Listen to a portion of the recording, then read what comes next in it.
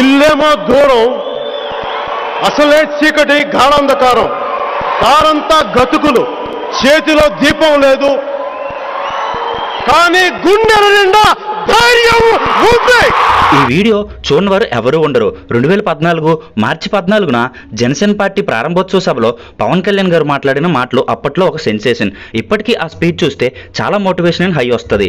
ఆ 14 మార్చి 2014 నుంచి ఈ 2024లో ఎలక్షన్స్కి కొద్ది రోజులు మాత్రమే టైం ఉంది.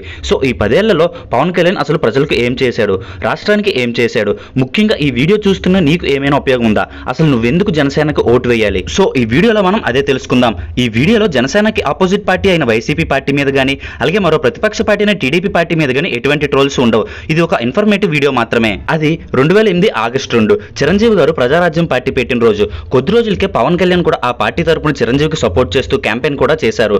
అప్పటి ఆంధ్రాలో అధికారంలో ఉన్న కాంగ్రెస్ పార్టీ చేస్తున్న కొన్ని దౌర్జన్యాలపై పోరాడారు కూడా. కానీ 2009 ఎలక్షన్లో ప్రజారాజ్యం పార్టీ కేవలం 18 సీట్లకే పరిమితమైంది. ఆ ఎలక్షన్ తర్వాత 2 ఇయర్స్కే అంటే 2011 ఫిబ్రవరి 6న ప్రజారాజ్యం పార్టీని చిరంజీవి గారు కాంగ్రెస్ లో కలిపేశారు. అది పవన్ కళ్యాణ్ కి అంతగా నచ్చలేదు. అయినా సరే ఏం మాట్లాడకుండా పార్టీ నుంచి బయటకు వచ్చేశాడు. ఆ తర్వాత రాజకీయ పరంగా స్టేట్ లో చాలానే జరిగింది. ఇన్ఫాక్ట్ అన్యాయంగా స్టేట్ ని 2 ముక్కలుగా విడదీసేశారు కూడా.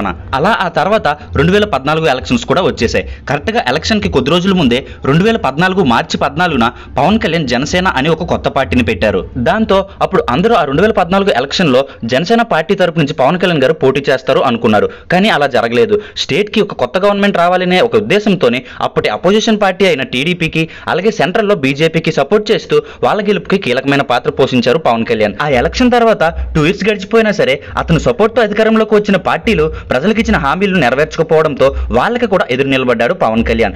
ఉద్దానం కిడ్నీ సమస్యలపై పోరాటం చేసి ఆ సమస్యను దేశం దృష్టికి తీసుకెళ్లి విజయం సాధించాడు. చేనేత కార్మికుల ఆత్మహత్యలకు అండగా నిలబడి వాళ్ళ బాధలను రాష్ట్రం మొత్తం తెలిసేలా చేసి ఆ చేనేత పరిశ్రమకు బ్రాండ్ అంబాసిడర్ గా మారారు. కడియం నర్సరీ రైతుల సమస్యలను ప్రభుత్వం దృష్టికి తీసుకెళ్లి విజయం సాధించారు. అలాగే హోంగార్డ్ సమస్యలపై పోరాడారు. డీసీఐ సంస్థ విశాఖ ప్రైవేటీకరణ విషయంలో కూడా కార్మికుల పట్ల పోరాడి విజయం సాధించారు. ఎన్జీ రంగ అగ్రికల్చర్ యూనివర్సిటీ స్టూడెంట్స్ సమస్య అయిన జీవో నంబర్ 64 పై కూడా ఫైట్ చేసి దాన్ని రద్దు చేయించారు. ఫాతిమా కాలేజ్ విద్యార్థుల సమస్యలపై పోరాడారు. అనకాపల్లి, చోడవరం పంచదార పరిశ్రమపై పోరాడి విజయం సాధించారు. రెల్లి కులస్తుల సమస్యలను ప్రభుత్వం దృష్టికి తీసుకెళ్లారు. వంతడ మైనింగ్ కంపెనీ చేసిన అక్రమ మైనింగ్ మీద బలంగా పోరాడి ఆ అక్రమ మైనింగ్ ని ప్రజలందరికీ తెలిసేలా చేశారు. తిత్లీ తుఫాన్ బాధితుల కోసం పోరాడి కేంద్రం నుండి 360 కోట్ల నిధులు రావడంలో ముఖ్యమైన పాత్ర పోషించారు.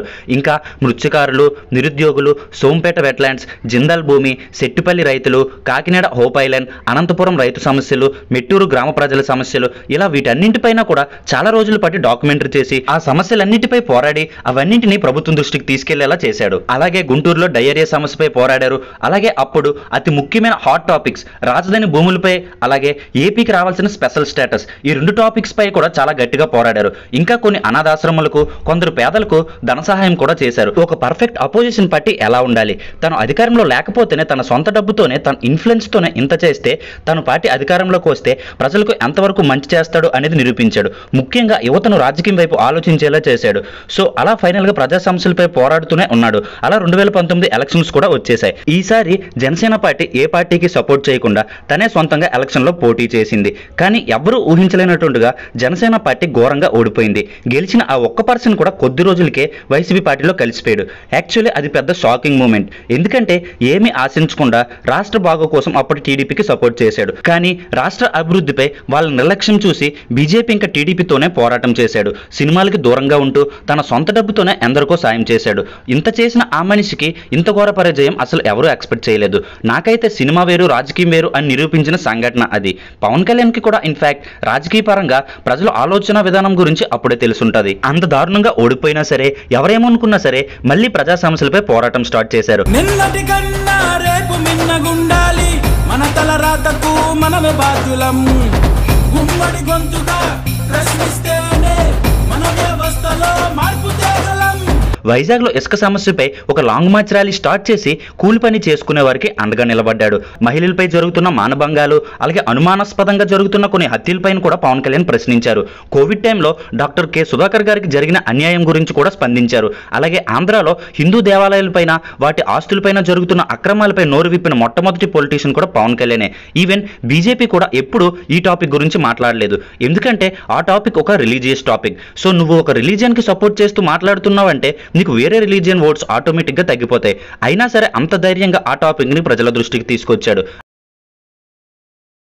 మతం, కులం, దేవుడు వీటన్నిటికంటే కూడా నా దేశం చాలా గొప్ప. ఈ దేశంలో ప్రజలు నాకు చాలా నాకు అండగా నిలబడేవాడిని. వాళ్ళ పిఏకి చెప్పి ₹1,00,000 అకౌంట్లో వేసేయండి, అమ్మాయి అకౌంట్ అంటే నాకు అకౌంట్ కాదన్నా Jesus old age home account ఉంది అన్న, ₹1,00,000 అందులో వేసేయండి అని వాళ్ళ పిఏ ఉంటే పో నూతన అని నన్ను పిలిచి నా బ్యాగ్లో 10,000 వేశారు. ఇది నీ ఖర్చులకమ్మా. అదే కాదు, కనబడకుండా పోతున్న ఆడపిల్లల్ని, గంజాయికి బానిసలవుతున్న యువత గురించి విత్ ప్రూఫ్స్ అండ్ స్టాట్స్ తో ప్రశ్నించాడు. ఇంకా అధికార ప్రభుత్వం ముసుగులో కొందరు వాలంటీర్లు చేస్తున్న ఘనకార్యాలు, ఆంధ్ర నుంచి వెళ్లిపోయిన కంపెనీలు గాని, పూర్తావని పోలవరం, పూర్తావని రాజధాని, ప్రజల సొంత స్థలాల పాస్బుక్లు అధికార ప్రభుత్వ పేరున ఉండటం, కనిపించని ఐటీ కంపెనీలు, వైజాగ్ రుషికొండలో జరిగిన అక్రమ కార్యకలాపాలు, విశాఖ స్టీల్ ప్లాంట్ ప్రైవేటీకరణ కాకుండా ఉండడం కోసం, ఇలా ప్రతి ఒక్క సమస్య కోసం ప్రశ్నించి పోరాడాడు. ఇప్పటి వరకు నేను చెప్పిన ఇదంతా కూడా పవన్ కళ్యాణ్ ఈ 10 ఏళ్లలో సాధించిన కొన్ని వేల పనుల్లో కొన్ని మాత్రమే చెప్పాను. ఇలా పవన్ కళ్యాణ్ తో పాటు తమ కార్యకర్తలు అందరూ కూడా జనసేన ప్రభుత్వం యొక్క ఆశయాన్ని ప్రజల్లోకి తీసుకెళ్లేలా చేశారు. అలాగే అప్పటితో పోల్చుకుంటే ఇప్పుడు జనసేన ప్రభుత్వం ప్రజల్లో నమ్మకం కూడా సంపాదించుకుంది. అయితే జనసేన పూర్తి స్థాయిలో ప్రభుత్వం స్థాపించడానికి ఇదంతా సరిపోద్దా అంటే ఖచ్చితంగా సరిపోకపోవచ్చు. అవతల పక్క వైసీపీ గవర్నమెంట్ ఎంత స్ట్రాంగో ఎంత డేంజరస్ తెలుసుకున్న పవన్ కళ్యాణ్ ఎట్టి పరిస్థితుల్లోనూ నెక్స్ట్ టర్మ్ కూడా మాక్సిమం వైసీపీ గవర్నమెంటే రావచ్చు.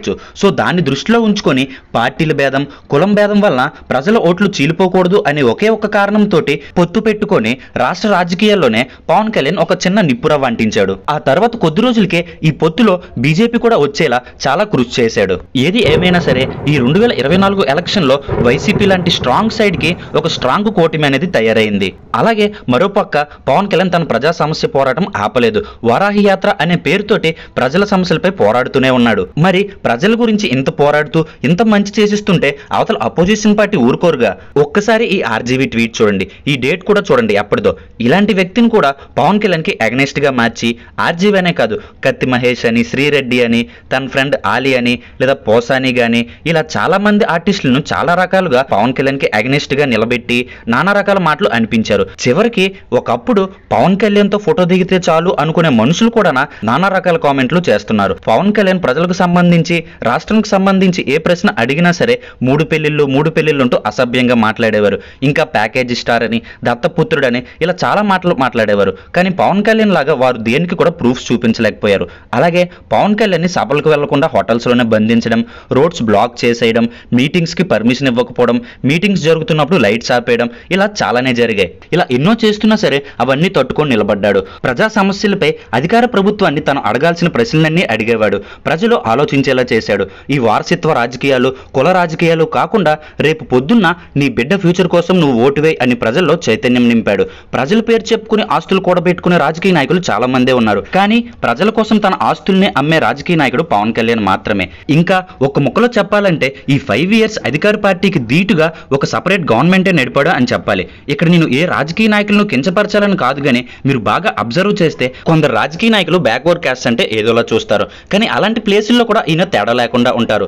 నిజం చెప్పాలంటే ఈ ఎలక్షన్ టైంకి పవన్ కళ్యాణ్ కి ప్రజాదరణ అంత రావడానికి కానీ, లేదా ప్రజల్లో అంత నమ్మకం సంపాదించడానికి కానీ పవన్ కళ్యాణ్ తన స్థాయి కానీ, లేదా తన కులం, తన మతం, ఇలా లేదా నేను హీరో అని ఇలా ఏ భేదం లేకుండా అన్నీ మర్చిపోయి ప్రజల మధ్యలోకి వచ్చి ప్రజల్లో కలిసిపోయి తన సొంత ఇంటి సమస్యలాగా ప్రతి సమస్యని పరిష్కరించాడు. ఈయన రాజకీయ ప్రస్తావన గురించి మాత్రమే ఈ వీడియో కాబట్టి అది మాత్రమే చెప్తున్నాను. కానీ ఈయన రాజకీయాల్లో రాకముందు నుంచే చాలా మందికి చాలా విధాలుగా సహాయం చేశారు. తన అభిమానులకు కానీ, సినీ కార్మికులకు కానీ, ఆర్టిస్టులకు కానీ, సాధారణ ప్రజలకు కానీ చాలా ధన సహాయం చేశారు. దానికి నిదర్శనం ఈ వీడియో చూడండి. ఎథిక్స్ ను నమ్ముకున్న స్టార్ ఆయన. పవన్ కు ఫ్యాన్ ఫాలోయింగ్ ఎక్కువ.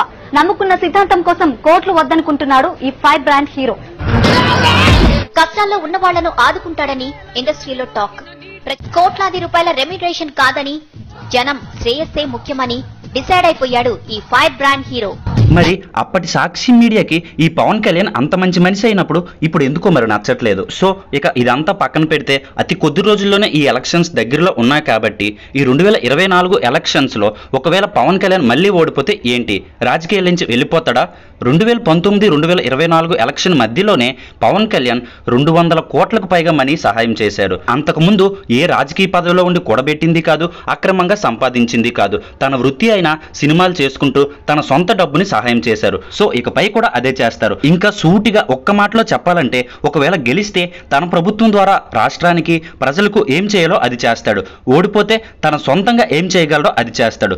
కానీ మనకు ఈ ఓట్ అనేది చాలా ఇంపార్టెంట్. మన భవిష్యత్తును నిర్ణయించేది ఈ ఓట్.